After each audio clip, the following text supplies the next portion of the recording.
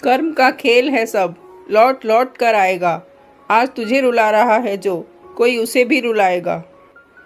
कभी भी किसी का हक मत छीनिए, वरना ऊपर वाला समय के साथ बहुत कुछ छीन लेगा। जिंदगी में चालाकियां कितनी भी कर लो, पर मिलेगा तो तुम्हें तुम्हारी नीयत के हिसाब से। कर्म कहता है कि आपके जीवन में एक वक्त ऐसा जरूर आएगा जब कुछ लोग ये सोचकर पछताएंगे कि उन्होंने आपके साथ गलत व्यवहार क्यों किया।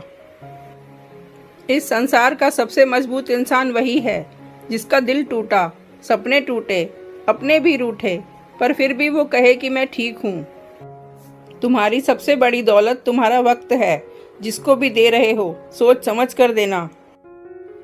किसी भी इंसान की सहनशीलता एक खींचे हुए धागे की तरह होती है। एक तय सीमा से ज्यादा अगर खींचोगे तो टूटना तय है।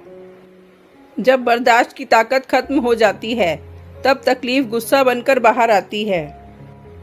कभी इस बात की शिकायत ना करें कि आपके माँ बाप ने आपको क्या नहीं दिया, क्योंकि उनके पास जो था उससे कहीं अधिक उन्होंने आपको दिया है।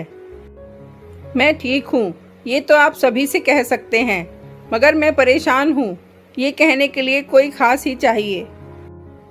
कमज़ोर कोई नहीं होता, मजबूरियाँ कमज़ोर बना देती हैं, और कुछ गलत लोग उसका फ़ायदा उठाकर खुद को ज़्यादा अक्लमंद समझने लगते हैं। कुछ किस्से कभी भुलाए नहीं जाते, कुछ दर्द सबको बताए नहीं जाते। यूं तो समय भर देता है हर घाव को, पर कुछ निशान कभी मिटाए नहीं जाते। दिल प्यार चाहता है, मन सफलता चाहता है, और आत्मा शांति चाहती है। जिंदगी में एक ऐसे इंसान का होना बहुत ज़रूरी है जिसको दिल का हाल बताने के लिए शब्दों की ज़रूरत ही ना पड़े। किसी के लिए समर्पण करना कठिन नहीं है, कठिन है ऐसे इंसान को ढूंढना जो समर्पण की कद्र कर सके। इंसान को कोई चीज़ इतना नहीं बदल सकती जितना उसके दिल पर लगे हुए घाव बदल सकते हैं।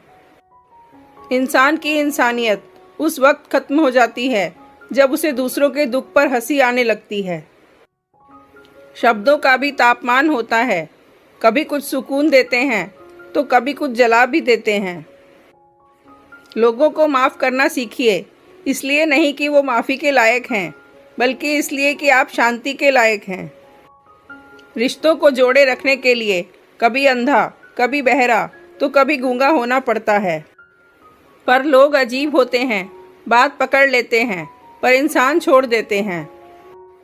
बहुत सारे रिश्ते इसलिए भी खत्म हो जाते हैं क्योंकि एक सही बोल नहीं पाता और दूसरा सही समझ नहीं पाता। तन से सुंदर इंसान अपने भाग्य के कारण होता है, और मन से सुंदर इंसान अपने सही कर्मों के कारण। प्रेम सिर्फ अपने काम से और ईश्वर से करो, क्योंकि ये दोनों कभी आपको धोखा नहीं देंगे।